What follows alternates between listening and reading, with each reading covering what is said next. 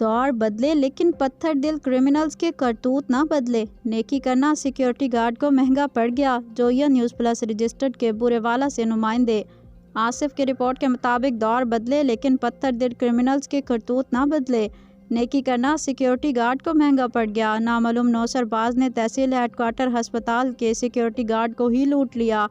ہسپتال میں بطور سیکیورٹی گارڈ ملازمت کرنے والا اکرم سکنہ 303 EB حسب روایت ڈیوٹی پر موجود تھا کہ نامعلوم نوسر باز اسے دھوکہ دے کر خود کو مریض بتاتے ہوئے دوا لانے کا کہہ کر موٹر سائیکل لے کر فرار ہو گیا۔ نوسر باز سیکیورٹی گارڈ کو جھانسا دے کر سروس کارڈ بھی ساتھ لے گیا۔